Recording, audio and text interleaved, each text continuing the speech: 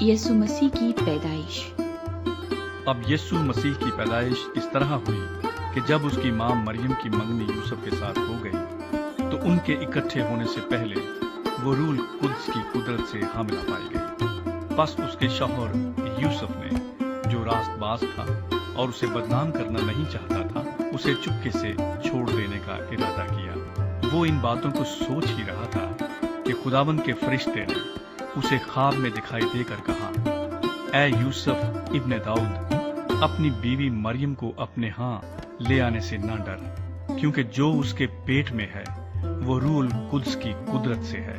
اس کے بیٹا ہوگا اور تو اس کا نام یسوع رکھنا، کیونکہ وہی اپنے لوگوں کو ان کے گناہوں سے نجات دے گا۔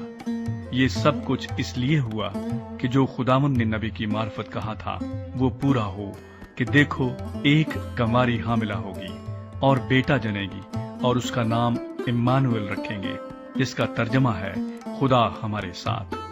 پس یوسف نے نیند سے جاگ کر ویسا ہی کیا جیسا خداوند کے فرشتے نے اسے حکم دیا تھا، اور اپنی بیوی کو اپنے ہاں لے آیا، اور اس کو نہ جانا جب تک اس کے بیٹا نہ ہوا، اور اس کا نام یسوع رکھا۔